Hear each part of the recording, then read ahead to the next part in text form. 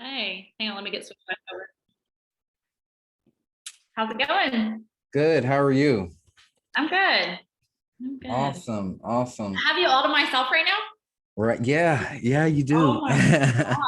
I am going to so take advantage of this. But I thought I wasn't really sure what to expect, but I was kind of thinking, I was like, well, I had questions for other people, but no reason why I can't just be contacting them directly. I want to reach out to Daniel and pick his brain about some of the stuff that he has in mind to do with his intern that he's seeking, kind of what things he used his assistant for before. Get with Carol, see what she's using her virtual assistant for.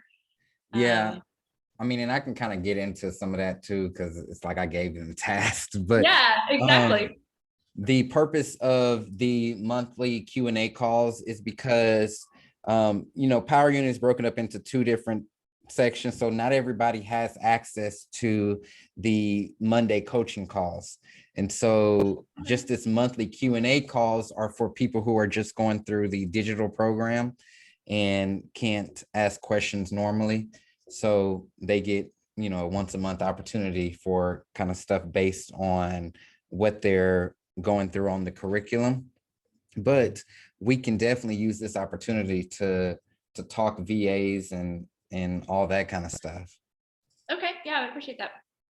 How Um, much time do you have available? so I blocked out an hour for this. Okay. And is Adam doing a call today? Adam, maybe. I'm not sure. I can check. But Thursday, I mean, his Thursday at 1 o'clock. I really want to start regularly getting plugged into that. So I wasn't Yeah. sure. Yeah. So I think the Thursday calls, those are agent attraction calls.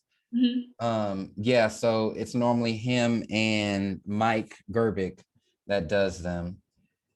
And so I know they did it last week, I think.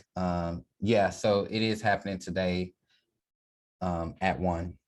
Okay, I'm gonna dig around. I'm gonna hop on that as well. Yeah. Yeah, so tell me a bit about what's kind of going on to where you're ready to start going down that route. So just summer coming to an end, high volume production finally just becoming manageable. And so I know that now is the only time that I can actually start training and learning how to use those partnerships for a virtual assistant or an actual assistant around me. I can't do it. I mean, totally failed at, even I can't do anything new during the summertime. Right. It's not practical. And so in my mind, I'm like, I have the next 6 months of manageable productivity. And this is the time of year where I reassess business stuff, when I grow, when I finish up continuing education, anything like that that I need to do. And I kick it off by filing my own personal income tax. And so that's what I did last week. Like this time of year, I finally get to where I have that breather where I can just catch up with life. And my personal tax return is not just filing my own taxes. That's my business. My husband has a business. We have investment properties. So it's a business task. But even at that, I feel like that's my personal stuff. And outside of my business, I mean, I just don't have time for that stuff. And I obviously can't live in a cycle like that for Mhm. forever. I did have a young lady approach me about starting to build clientele in her type of business, but she does nails. And she was wanting to get out of the office, have more time with her family. And so we just started talking about things that she may be able to do for me. And she said she likes tedious stuff. Boy, Mhm. that drives me crazy to do something that's tedious. And I was like, okay, well, that's one thing we need to figure out how to implement that. And I'm not a visual person at all. I'm just totally data driven. And Mhm. so I need somebody, my best friend, my sister in life, she's artsy and into cutesy stuff and all that. So I know I don't need to hire somebody like me. I don't need somebody else like me around me in my business. I really need somebody like that kind of almost frustrates me because they're sitting Yeah. around doing tedious stuff. And Yeah. I have to accept that because that is truly what I'm missing. Yeah. So, going back, I can go back an entire year and say I'm in the same boat right now. I don't have a CRM. I don't have a database that's put together. Um, I Yeah. I know that I have to have some systems in place and I have to have somebody doing some other stuff. And I do want to grow into agent attraction, especially this time of year. This is, I believe, when agents should be assessing their business, their model, their plan, an opportunity to move because they're not in the middle of their summer business. And so I really want to spend, 6 months opening up some time for agent attraction, just because I'm passionate about, I have friends out there that are, missing the Yeah. boat right now. Right, So right. all of that together. So I just want to start, and I can't do it all at once. And that's how I am. Like, I think one day, like I said the other, one day I'm gonna get all my shit together and I'm gonna have everything perfect. Yeah, I'm still probably about a month shy of having my office ready. So I just keep thinking, well, as soon as my office is ready, I'm gonna start doing this. there's That's always not true. something. Yep. And I'm never gonna do it all at once, because I can think that, hey, oh, I don't have a busy week planned. But the second I think that, and then I go sit back down and fill in the gaps of everything that I've overlooked from the previous week, my whole week is full again. Yep. Plus new business that comes in. So anyway, never gonna have all my shit together. I'm never gonna be perfect. And I have to start in these little, it's called micro tasks. I've got to start with some micro tasks to ever get anywhere. Yeah. And I think that's a good starting place, especially to realize and to, see where the areas that you're, frankly lacking in. And that's, and I say that word with love, because I have to say that to myself too. There's just some things like I hate doing and I'm not good at, right? I'm a very creative person, right? But the tedious stuff that feels like it's never going to end, like I hate doing. I feel like you have a real strength when it comes to the clients. I mean, you can get a deal closed, you can go out there, you can show, you can get the business. I'm streaming in the group. You can get the business, all of that good stuff. And so your real need is, in my opinion, that back end person, someone who will maintain the systems, the CRMs, someone who you can send to the power unit calls and tell them to implement whatever we're talking about when it's outside of what you're doing.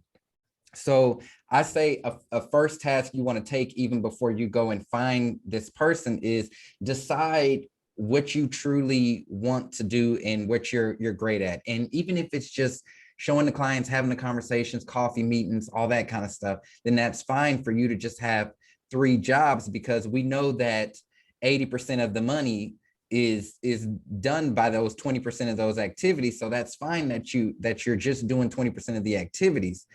So that way we can delegate everything else to that person. Because as you're creating task lists, it's not so much about only allowing them to do this. It's more so about only allowing you to do this, and they take care of everything else. And so I like that. I needed to hear that. Yeah, so they're gonna pick up all of the pieces. Now, what'll set you off on an even playing field, I feel like, is outsourcing some of those things that we know need to be outsourced right now. So are you doing your own transactions? So transaction coordination, all the paperwork, all that kind of stuff? I do. I spent some time talking to Carol about that. I do the most. And that, I tried using a transaction coordinator, and I know that it takes more than just a try to do it, but I feel like it actually created more work, looping somebody back into more communications and stuff like that, because it's, even whenever the preliminary contract was fun, it was really fun to have somebody write a contract and I just show back up at home and it's in my zip forms and the contract's ready to go. That part of it was super fun. But the same thing my transaction coordinator told me. She said, I charge $25 for writing a contract. Like if you have somebody out there writing multiple offers and which way to close, she said, because it only takes an hour. When the truth, it takes less than an hour. My zip forms are filled out. It takes less than an hour. Most of my people are already saved as contacts in my zip forms because they're repeat clients. And So it just became one more thing I had to do. So then, like, whenever it came time for an amendment, because in my mind, that's the greatest time. Like, when I'm driving down the road, I have to have something right this second. And I'm thinking, who in the world am I going to call and give my login access to zip forms? Because I have to get this amendment right now. Plus, I need to be driving down the road. I can't pull over. What am I going to do in this bind? So to me, that would have been the funnest or greatest, not funnest, the most productive time to have someone else that I could send a message to and say, this has to be taken care of immediately. Okay, I want to, because I still think that there's hope there. And maybe not with that person. And I've been through a few different transaction coordinators, and there's always something, you know, whether it's their schedules and this and that. But what I've switched to is an actual firm handling my transaction coordination.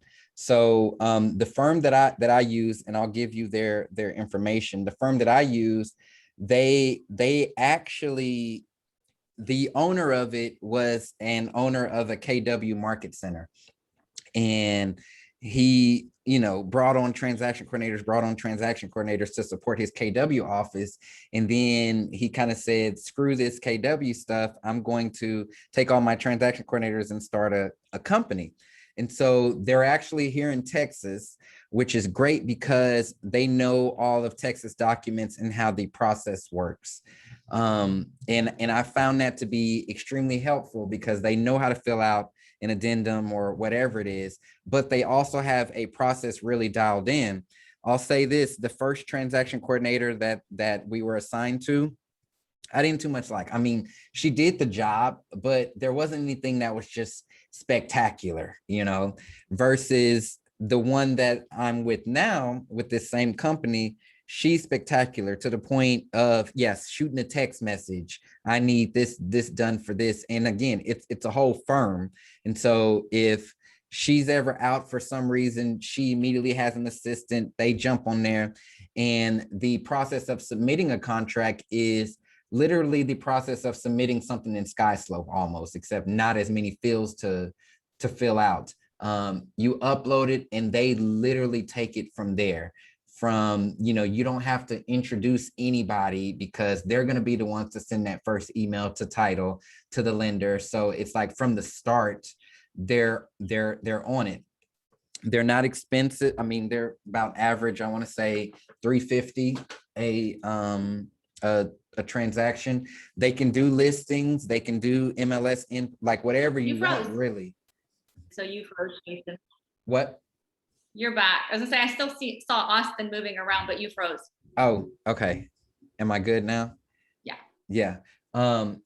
They can do anything, you know, even starting out on the listing side, filling out your listing agreement, all that kind of stuff, or you can just have them do contract to close. I want to give you their information because I definitely think you should, you know, start pushing that out, because that's something already you can get off your plate, especially for the amount of volume that you do. And it'll save you a tremendous amount of time. Yeah, there's always those things that we can do ourselves. You know, we can do it all ourselves because we started doing this. But on the flip side, it's like, if you can delegate it, hand it off to somebody else to where it opens up 20 hours out of a transaction, you know, you want to do that, because at that point it's only costing you $350, whereas your hourly rate is way higher than that, and you're still going to have the same result at the end of the day. I also like them because they do follow up.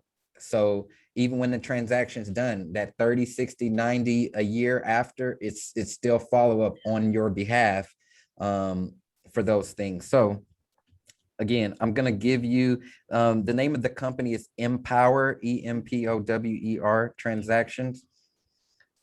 And you know, we've been a great client for them. I actually met, the owner came up to me and introduced himself at the Build conference. He was like, yeah, I'm such and such. And I was like, oh, so really, really great people. I think that they're out of Austin as well. I'm just looking through my emails to give you an email address to reach out to, but you can definitely reach out to their website. I've spoken with them before. They were the Okay. first transaction coordinator company that ever, I guess, reached out to me. My thing is, I honestly don't feel like a transaction takes 20 hours of paperwork. I Well, I mean, maybe honestly not, but any time think that it's it like takes up. free. Okay, No, okay. Well, so if you want that to be one of your tasks, just is that going to take you away from anything else is the big question. And if not, then continue to run with it. But I'm just thinking about all the stuff that I like going on in a transaction, you Mhm. know, everybody being updated, money being ran here and there, follow-ups, all that kind of stuff. And I'm just like, when we're doing 20, 30, 50, 100 a year, that's more time than I would like to take doing paperwork. So Yeah. that's the big question for that. Now, as far as your VA goes, which I think someone fully devoted, especially during this time, maybe it may end up where you still bring somebody in live, but if you can have someone fully devoted full time to just get your systems up and running, I think that's a valuable first step for you. To where you can hand off your notebooks, and literally, if it takes them a whole week just to get everybody in a system, that's all that they're focused on. Those super tedious tasks that would annoy anybody, but that's their main focus. And then there's the next one, all this paperwork stuff of just establishing organization would be a good first move. So as an example, when I got my first transaction coordinator, I didn't have them involved in anything with real estate yet. I said, go in my Gmail inbox that I had over 20,000, 100,000 emails in, and organize it, just straight up organize it. And what they did was they created all these folders. They looked at the trends of who was always sending stuff. They looked at like what could have been perceived as spam or was just advertisements, all of that. They went through all of these emails, every single one of them, and organized them. And that's literally what they did for a couple weeks. And I was cool with it because I was able at that point to run with a clean, organized inbox. And I didn't think it was going to make a big difference, but it did. From there, it was, okay, I have all of these leads and contacts that I've downloaded out of all these different programs, realtor.com and Zillow and all these different places. I got this new CRM. I want them all in there.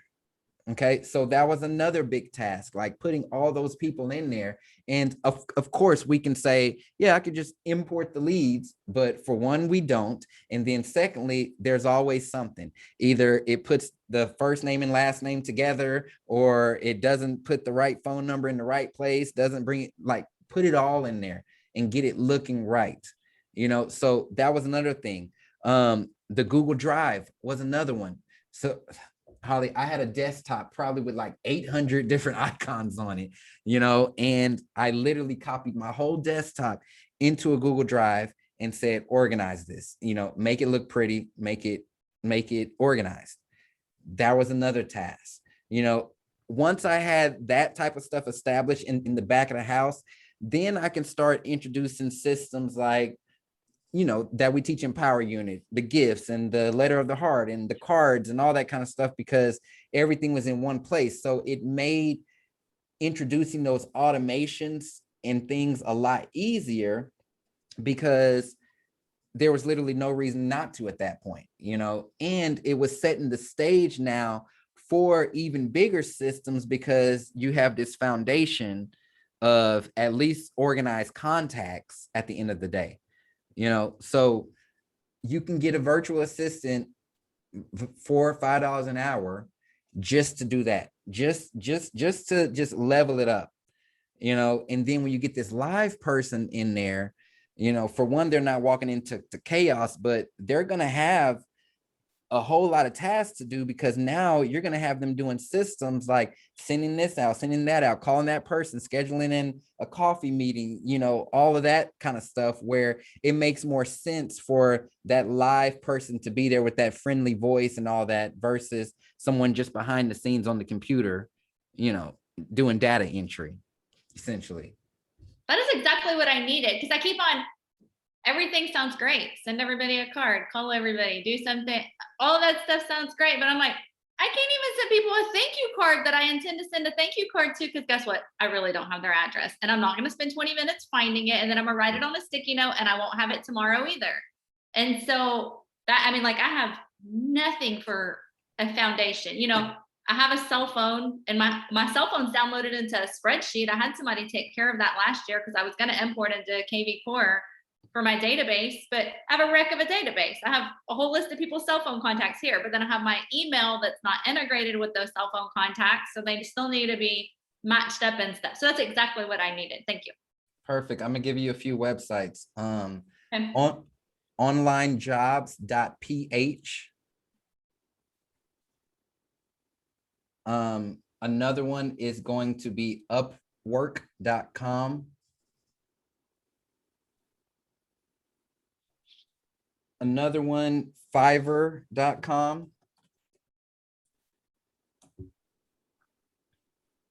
You should be able to find someone out of those sites for literally just data entry. And here's the easy way to train them. You record your screen of you doing it once or twice. You know, so you going in that spreadsheet, taking that contact, putting them in KV Core, tagging them the right way, putting whatever fields you want, wherever you have to look for the information, you just record yourself doing it once or twice. And then you're going to give them that video. And they're literally going to replicate and be trained from that one video. That's how I train my VAs, literally. And so it'll take you 5-10 minutes maybe, and they'll watch that video probably 30 different times to get it and make sure that they're doing it right. But that's all you have to do. And then once another task comes on, just record your screen doing it once or twice, send it over to them. Okay, so that right there just got intimidating, because I'm like, starting, like, me recording, doing it, half of it is just that I really don't even know what to do with that task. So I have a spreadsheet that I had somebody working, setting up in a format to where it could go straight into KV Core. Do I need to finish accomplishing that, or just hand this over to somebody and let them enter everything into my KV Core one at a time? I would just hand it over and let them enter it in there one at a time, simply because if any information is missing or it's not right, they can make a note of that. You know, when you just bulk import, it can kind of, like, stuff can be missed and all that kind of stuff. That way they can make sure it's right from the start.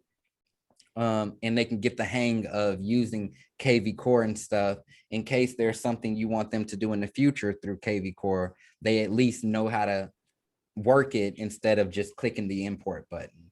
Okay, so one, I don't know how to use KV Core, and two, I don't know how to make for sure that when a contact is put in KV Core, that they don't get jack that's automated. Because I did a test for myself, just put myself in as a contact, and I don't like the crap that automatically comes to me. I know I control that, but yeah.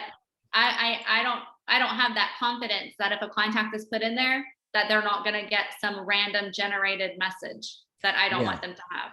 Yeah, and the way to do that, and I can show you, I can record a video showing you too. The way to do that is, for one, make sure that they're tagged correctly, and to make sure that you have your automations turned on or off for those correct tags. Because I can tell you about KV Core, once something's put in there, it assumes that it's a lead. And that's when it starts blasting stuff off. But if this person manually puts somebody in there and they tag them as a past client or a seller or whatever, but you have in your settings that you don't want past clients, sellers, all that kind of stuff to receive anything, then they won't be sent anything.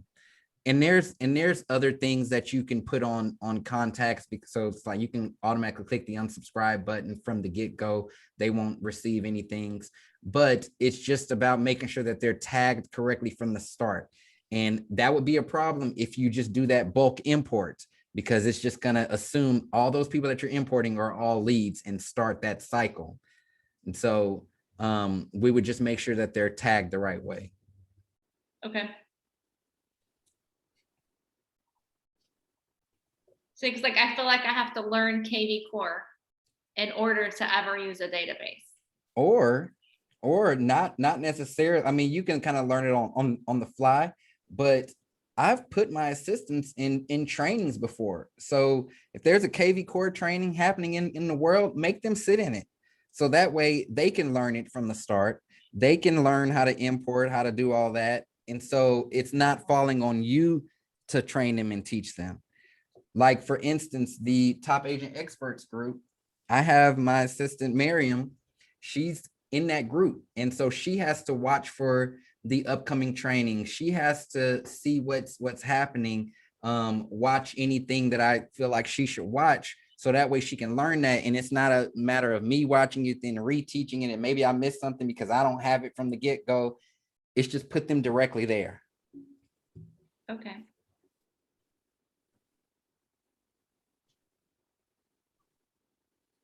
Perfect. Okay, so let's start there. And you know, we can stay on this to make sure that it actually gets done. So when you were talking about in the Top Agent Experts and you have your assistant, what's an example of something that goes through there? So how Brenda puts up that weekly schedule and how the calendar changes. So we send out emails on Sundays with a schedule of things that are happening. So like whatever Zoom calls, all that kind of stuff. We send that email out on Sunday.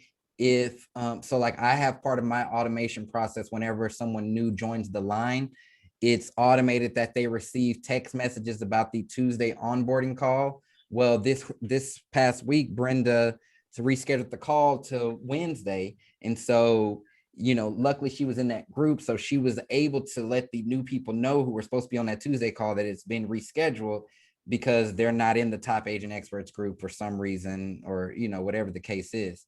Or she'll watch out for any types of trainings that are going on that she thinks would be valuable to people, and she'll blast that out to, you know, whether they're new agents or our builders or, you know, things like that. So files that they upload, she'll download a copy of that file and put it in our drive just in case we ever need it, because, you know, stuff happens in that group all the time. And so yeah, we just keep a file storage of just all those beneficial documents and scripts and things like that. Okay, cool. Yep. All right. Valuable. You got yes. Okay, good. Good. All right, let's see what's up with Austin. How you doing? Hey, how's it going? Can you hear me? Yep. Oh, I'm doing good, man. Long morning. I bet. What's going Yeah.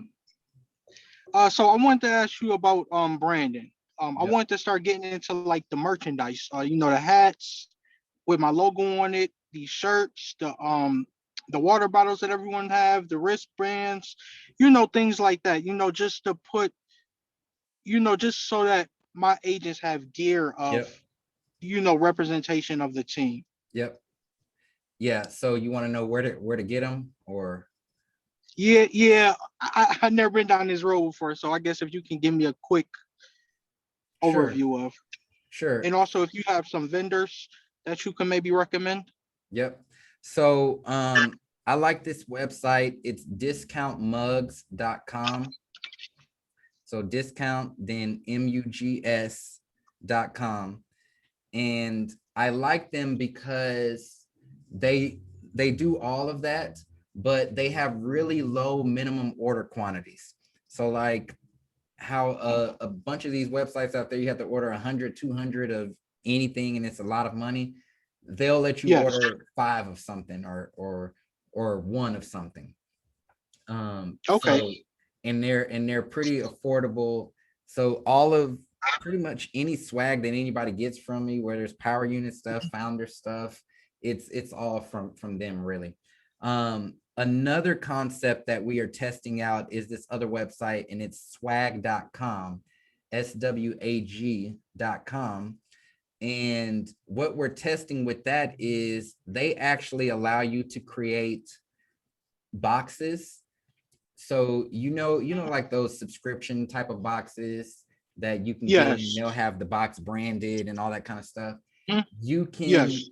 can go on swag.com and choose what products you want in a box, and then Mhm. have them send it to a person. So we're testing this for our expansion teams because, when people join the team, we want them to have founder swag and all of that. And we're going to be transitioning it over into Power Unit too.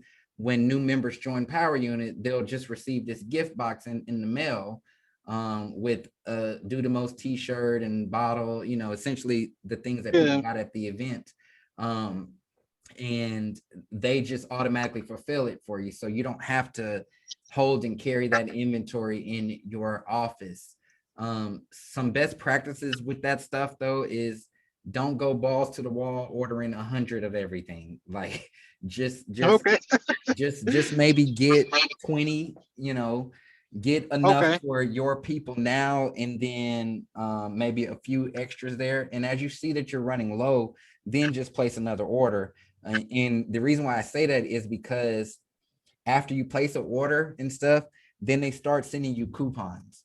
And that, so, instead of Mhm. just ordering everything for a year up front, order what you need, then get those coupons to make those orders cheaper in the future. Okay, that makes sense. Yeah. That makes sense. Now, another question. For your guys, your like home buyer guides and everything, do you guys print that yourselves or do you go through a vendor for all of that? No, so we actually go through a vendor. Um, so we use a few companies. FA Print is who we've been using now, and they are through First American Title Company. So First American actually has a full-on printing hub that, how these title companies have all kinds of printed materials and everything like that. Yeah. Well, since First American is such a large company, they decided to create their own printing fulfillment center. And I got access to it from a First American title rep a long time ago, and I've been using it ever since. Which, if there's a First American in your area or whatever, just let them know that you want access to the printing hub. And it's just a website you can go on. You can literally order like two copies of a book or one copy of it, and it's so cheap. It's super cheap. So yeah, that's who I use. But you also get discounts through Office Depot, and it makes Office Depot printing a lot cheaper than just going in there as a consumer. So through the National Association of Realtors, if you go to the NAR site and go to like where their perks are and discounts for realtors, there's an Office Depot one on there. And when you go to Office Depot, you just give them this number and they link you to the realtor account. It will cut your printing in like over half. I'm telling you, like, so cheap. So like at the Power Unit Mastermind, we had these big Do the Most banners, right? And those Mhm. things are like $250 a pop. I did them through that Office Depot portal, and it brought them down to like $75 each. And so Oh, that's not bad. significant discounts. Yeah. Yes. I think I've used Office Depot before, if I'm not mistaken. Yeah. All the posters we have in our office, we have like big printed posters with quotes on them. Those were Mhm. probably like $3 a piece using that discount when they should have been $20 a pop. So yeah. Okay. And do you do the folders through Office Depot or? No, so folders, we were using this local lady, and we actually stopped using her because her quality is just not that good. Oh. Folders are expensive no matter where you go, really. Yeah. Um, and my thing is we're giving books and we're giving all kinds of stuff. The folders, they weren't all that. So I mean, I'm not ordering folders again. I felt like they weren't the best use of money. It didn't really elevate things any. But I'll tell you a little trick with folders, because I worked with this company a few years ago that what they do is you get folders through them and they give you the folders for free. But essentially what they were doing was they were getting vendors to pay to advertise on those folders. So Okay. that's something you can consider for your business. Like if there's a plumber or a roofer or whoever that you have good ties with, instead of you just having them sponsor happy hours and stuff, say, hey, $200, I'll put you on all of our folders that we give to our clients, and you get maybe 3 or 4 of those. That'll cover the cost of your folder, and just have it a part of your design. Put it on the back where you just have 4 images there with their information. There you go. You've paid for Yes. your folders. Okay. Yeah. Perfect. Is there any other branding advice that you could give? Like, Yeah, I would say when you're getting printed materials done, less is more. So if you get a t-shirt done, I wouldn't recommend putting your logo, your address, your phone number, your website, just I just want to put the logo. exactly. Same thing for like cups and books and all of that kind of stuff. Just less is more when it comes to these branded items. And I would also say, don't spend a lot of money on this stuff. Like, don't spend a lot of money. You got to keep in mind the mentality on branding and all that kind of stuff. You can give somebody a t-shirt with your logo and cups and pins and all that kind of stuff, but they're probably not going to walk around the streets advertising for you. They're most likely going to wear it to bed or cleaning or at the store. So I wouldn't spend the most money on that kind of stuff. And I would also think of things that are kind of outside the box. I don't spend money on pens. Everybody has 1,000,001 pens. And so I just Okay. don't. I'm big on notebooks, on cups, on tumblers, on stemless wine glasses, all that kind of stuff. Something else you can do for your brand is use your branding to send different messages in a sense of creating apparel that people may actually want to wear. So for instance, the Power Unit shirt, it says do the most on it, right? Yes. This shirt, it says worth more today, and I'm Yes. wearing it like a freaking brand, but it's an advertisement. I mean, it's part of my brand. So think creatively along those lines. Think about doing seasonal products. So with our founder's emblem, which Brendan, can you hand me one of those bottles or something? So with our founder's emblem, something we did last time was, and this is the emblem. So this Oh, pin, that's nice. yeah. So something we did last year was for our t-shirts, we would do that emblem in different designs for different seasons or different things that were happening. So we had one that was multicolored for like Pride. We had one that was like golden metallic for just kind of like a badass looking metallic shirt. Yeah. So think about how you can play with things so that your inventory doesn't get stale. It's creative. It's something that people want to kind of show off. Yes. So yeah. Okay, perfect. I mean, Anything that was else? that was really it. I just wanted some advice on the branding and everything. That was really about it. I think everything else is in a good place, like leads and all of those things. Yeah, for sure. Awesome. Yes. Awesome. Well, we're getting close to the top of the hour. About do y'all have anything else, or we good for this time? Y'all all got y'all work to do now. Yeah. Yeah. Cool. Austin, I'm gonna ask you in a few weeks what you ordered. You're gonna have to tell the whole group what you ordered, and then you're gonna ask me what task I handed over to someone. Okay. Yes. I love it. Yeah, That's cool. that definitely sounds like a plan. Okay. Awesome. Well, Well, thank you so y'all, much, Jason. for sure. Have a great rest of your week, and feel free to reach out if you need anything. Okay, thanks. All Gary. right, thank you very See you later. much.